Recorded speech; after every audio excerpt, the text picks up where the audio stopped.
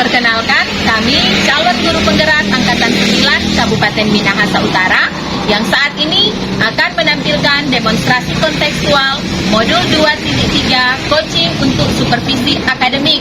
Saya sendiri, Mona Lisa Ponto dari SD Negeri Kolongan, dan teman saya Olivia Atoy dari SD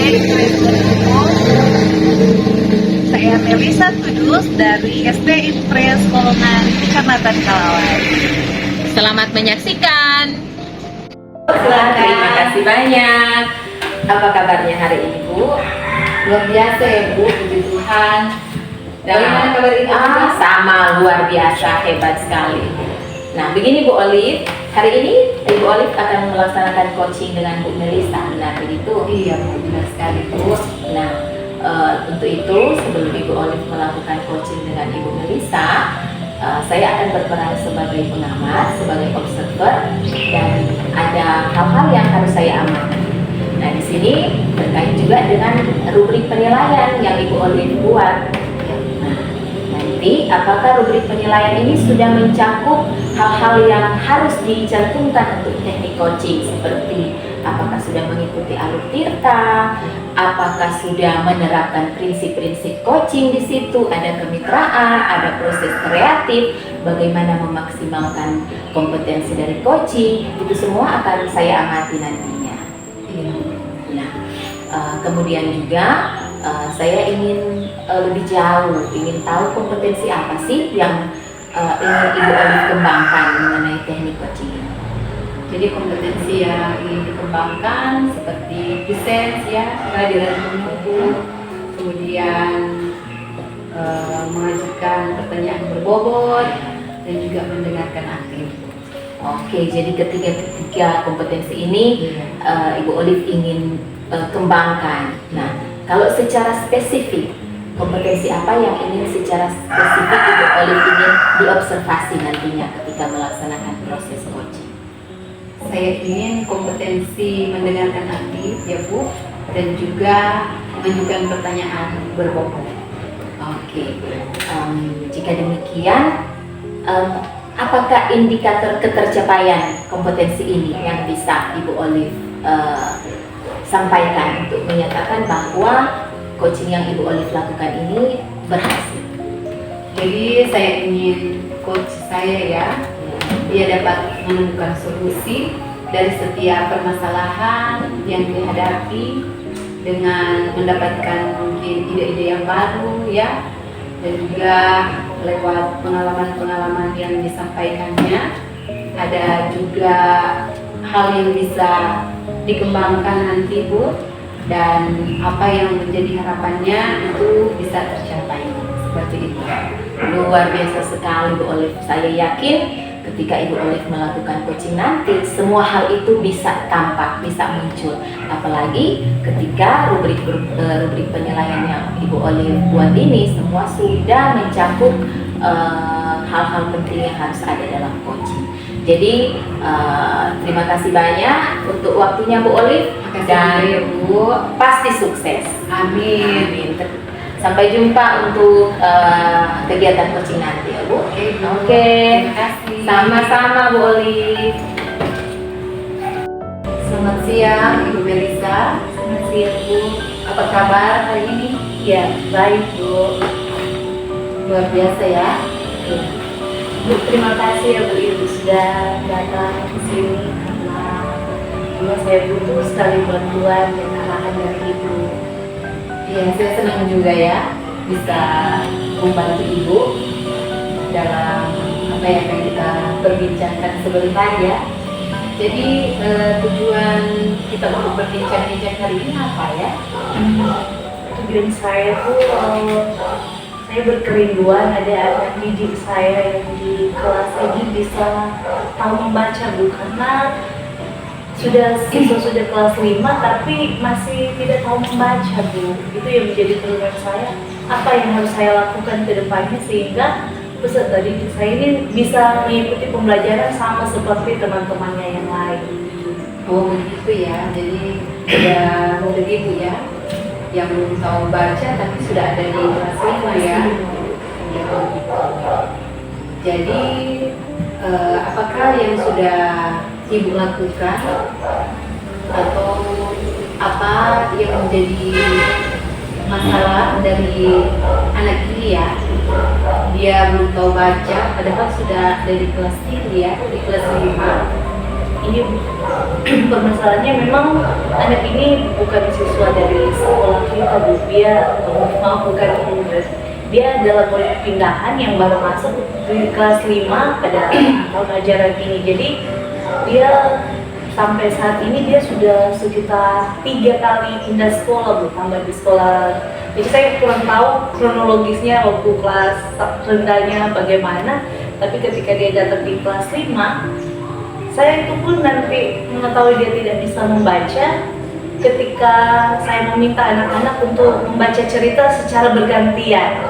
Karena awal-awalnya dia aktif ketika saya mengajukan pertanyaan, ketika ada tanya jawab, ketika saya memberikan materi pembelajaran, anak ini sangat aktif. Dia bisa menjawab saya Bu, ataupun menghafalkan sesuatu, dia bisa dengan cepat menangkap pembelajaran. Tapi ketika saya meminta setiap siswa membacakan cerita secara bergantian, nanti diketahui bahwa dia tidak bisa membaca. Nah itu yang menjadi beban saya karena kelas 5 adalah siswa AMBK ya. Iya. Jadi saya, wah ini apa yang harus saya lakukan ketika mereka otomatis kalau dia tidak bisa membaca, dia akan ketinggalan dengan pembelajaran yang lain karena dengan tidak tahu membaca dia juga tidak bisa menulis. Ya pastinya. Iya. Kalau lisan dia bisa, tapi kalau untuk tulisan itu ya akan menjadi beban bagi saya Bu. Seperti itu ya Bu. Jadi langkah-langkah apa yang sudah dilakukan ketika Ibu membantu siswa tersebut ya Bu? Hal-hal yang saya lakukan selama ini ketika saya mengetahui bahwa anak ini tidak mau membaca, saya mengkonfirmasi dengan orang tuanya pertama. Saya meminta informasi dari orang tuanya, ternyata memang pada saat zaman corona pada mereka kelas 2 dan kelas 3, mereka tidak mempunyai HP. Jadi anak-anak ini tidak mengikuti pembelajaran secara langsung. Jadi sebenarnya pembelajaran membaca itu ada di kelas rendah, dia tidak mengikutinya. Dan ketika pindah sekolah pun dia sudah langsung di kelas 4, dan kelas 4 kan tidak diajarkan lagi membaca seperti kelas rendah, misalnya seperti itu. Jadi saya mengambil inisiatif, saya minta izin kepada orang tuanya bahwa nanti anak ini akan saya tambah jam pulangnya. Jadi kalau misalnya teman-teman yang lain sudah pulang, anak-anak ini saya berikan pembelajaran secara khusus. Di situ saya berikan pias-pias huruf, kemudian pias-pias kata, dan orang tuanya sangat senang karena saya ada inisiatif tersendiri untuk mengajarkan anak ini secara khusus begitu Bu. Jadi seperti itu ya Bu, sudah ada aksi juga yang Ibu lakukan ya. Apakah Ibu Melisa sudah memiliki rencana ya kapan waktunya untuk Ibu laksanakan kembali tentang ide-ide yang sudah Ibu kemukakan tadi untuk membantu anak-anak? Ya, saya berencana tuh setiap pulang sekolah anak ini saya akan ajarkan terus untuk membaca, dan ketika saya sudah laksanakan itu, puji Tuhan, untuk kata-kata walaupun hanya 4 huruf, satu kata saja anak ini sudah bisa. Saat ini tinggal yang huruf-huruf sambung, misalnya NG itu yang akhiran itu yang masih dia susah. Tapi kalau untuk huruf-huruf yang vokal lainnya dia sudah bisa, dan walaupun belum lancar tapi bisa lah membaca seperti itu. Iya Bu. Oke Bu, jadi komitmen apa yang Ibu akan lakukan nanti untuk anak ini? Ya, saya berkomitmen ada satu harapan, keberhasilan siswa berarti itu juga keberhasilan seorang guru. Jadi kalaupun saya ingin mereka, kalau semua naik kelas, saya juga ingin anak ini bisa naik kelas. Dan kalau semua sudah bisa membaca, saya juga ingin anak ini bisa membaca. Dan saya berharap di sepanjang kelas 5 ini dia bisa tahu membaca tuntas sampai kalau bisa pun sampai dengan menulis. sehingga dia nanti masuk ke kelas 6 dia sudah bisa beradaptasi dengan pembelajaran lain seperti teman-teman yang lain. Itu komitmen saya. Luar biasa sekali ya Bu. Jadi ada komitmen yang kuat dari Ibu ya, Iya. dengan terus membimbing anak ini ya sampai harapan Ibu bisa tercapai ya Bu.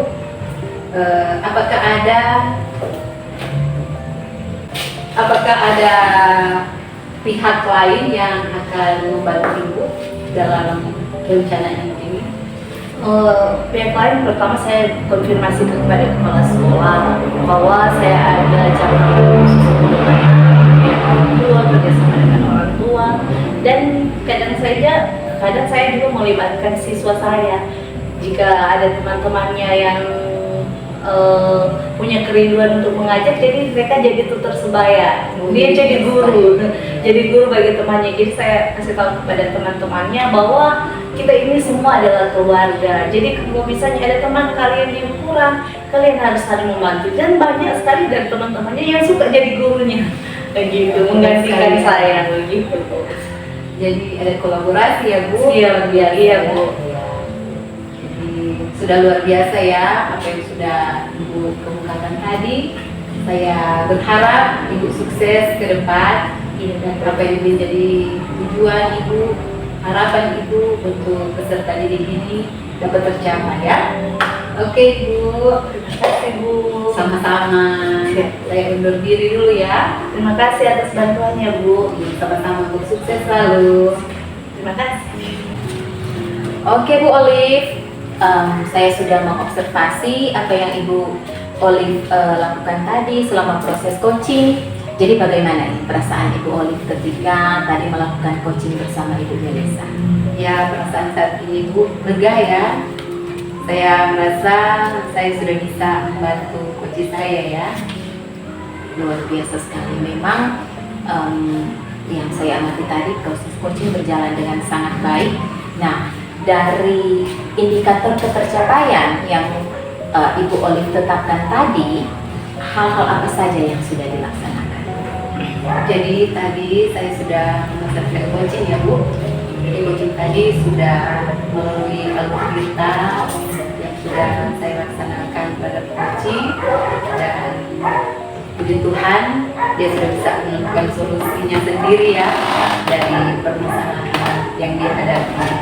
Ya, luar biasa sekali Bu Olive. Memang ketika saya amati tadi, luar biasa mengalir dengan sangat baik, dan coach juga mampu menemukan solusi.